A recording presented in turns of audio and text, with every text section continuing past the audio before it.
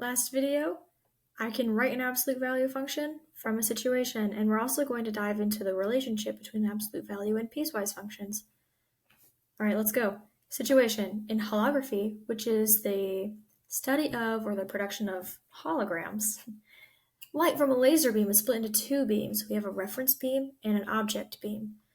Light from the object beam reflects off of an object and is recombined with the reference beam later down the road to form images on film that can be used to create 3D images.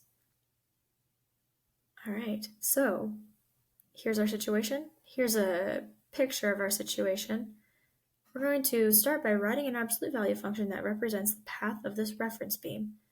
So this reference beam starts at 0, 0, goes all the way up to 5, 8, and we go all the way back down. So let's write an absolute value function to represent this. So remember vertex form of absolute value? That's what we're going to use for this situation, and I'll write it again here. So the general form of an absolute value function is a, which is going to be replaced with some number, which actually is the slope of this line right here, times the absolute value of x minus h, plus k, where h and k are numbers, and h and k are very special because the ordered pair of h comma k is the vertex of our absolute value function, which we know our vertex is 5, 8. Cool. So that means we already have h and k, and we just have to figure out a. So we just need to find the slope of this line. So we got 2 points. We got 0, 0. We have 5, 8.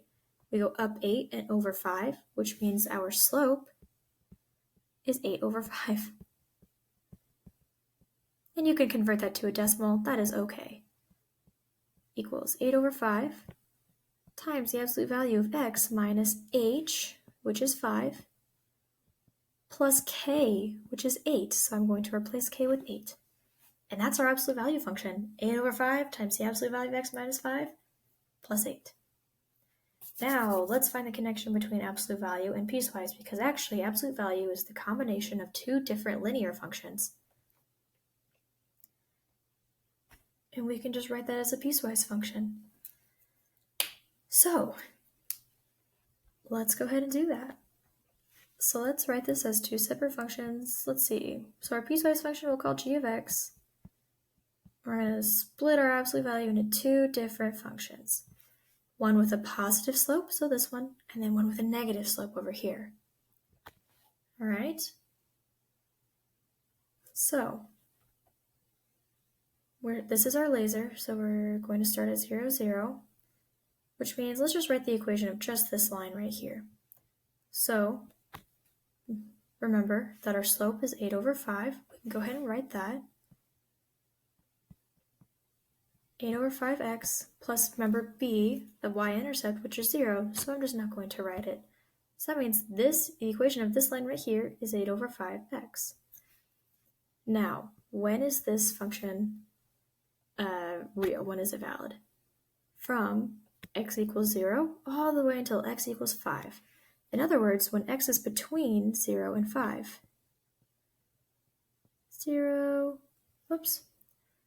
is less than or equal to x.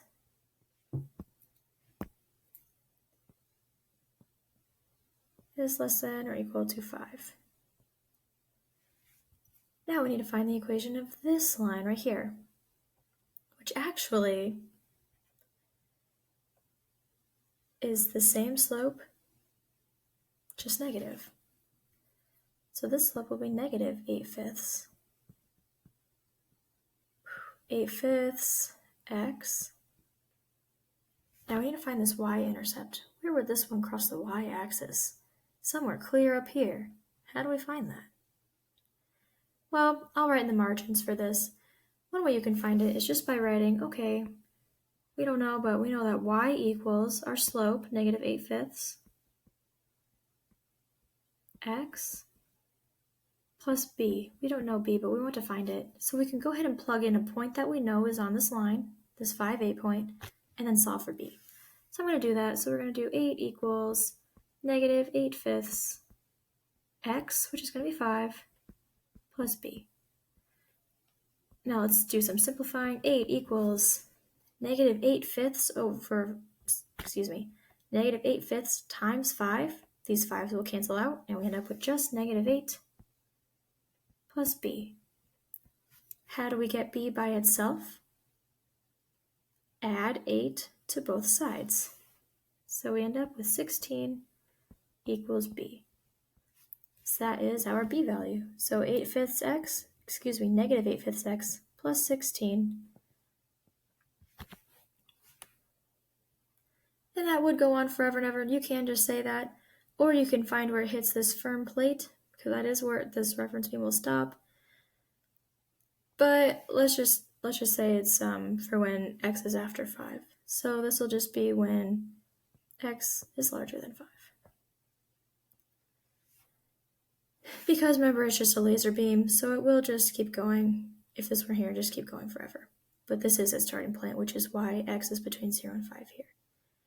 All right, so this is how we would write this absolute value function as a piecewise function.